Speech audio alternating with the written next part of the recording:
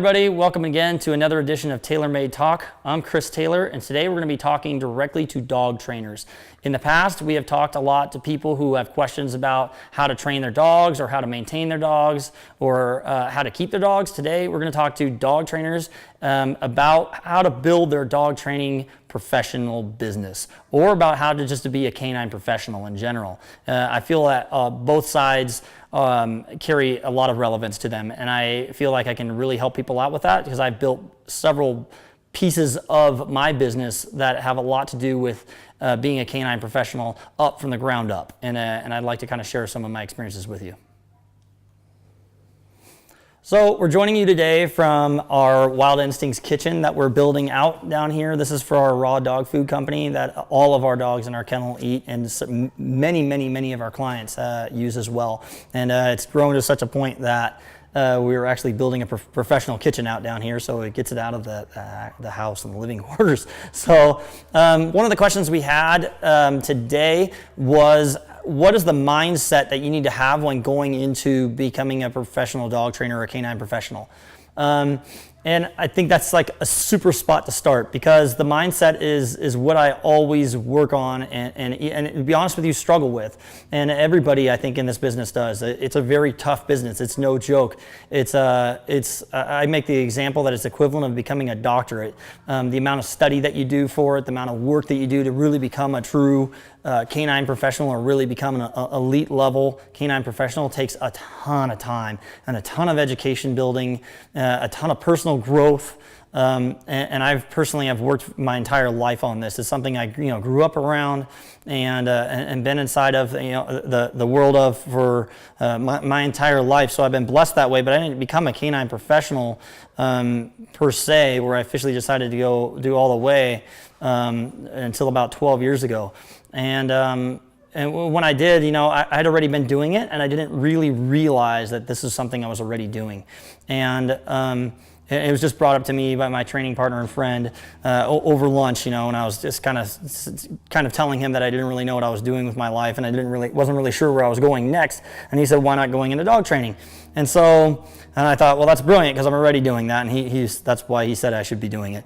And the mindset that I think you have to have is one, very patient in the big scheme of things, but also very fast in doing things in the small scheme of things. So whenever we're doing something like day to day, I work very quickly and very hard. I'm going after it, and I'm climbing that way. But the way I think about it is I'm just adding another little teeny piece to the puzzle. So like this kitchen, while it seems like a huge piece, and it is going to be big for me anyway, and all the other projects we do, there are big pieces, but in the grand scheme of everything that you have, it's a small piece. And these are my goals. My end game picture in my mind of what I want to create is a large thing, is a very large big picture.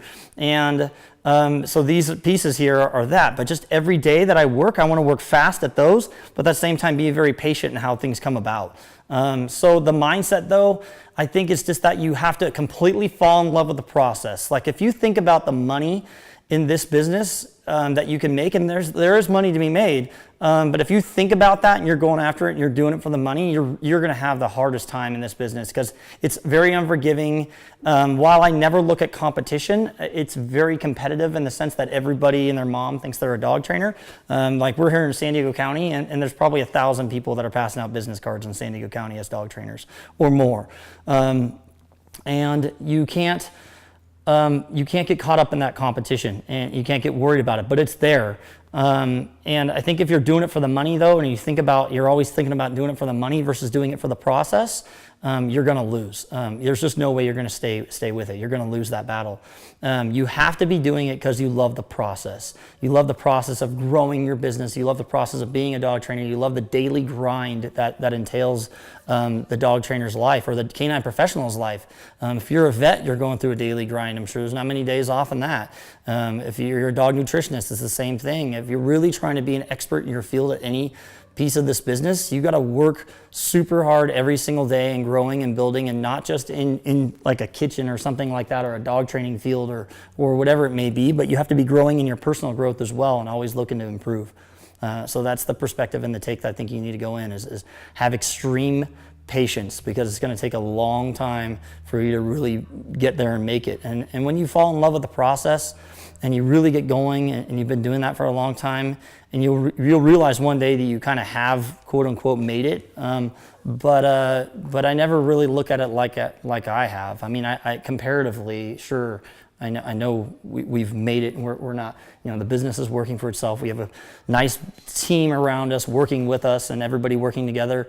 But I don't ever look at it like I've made it. I look at every single day as a day to grow, and never stop learning and never stop building. And that's just kind of my approach. And that if you take that approach and you're happy with where you are every single day, but you're also kind of not happy in the point that you want to grow and push yourself, you'll be happy if you can fall in love with the process. I think that's the way you got to look at it. For me, it's not like an end game goal that I think is my ultimate love for this. It's my ultimate love for this is the entire process, every step of the way, every step along the way is what I love.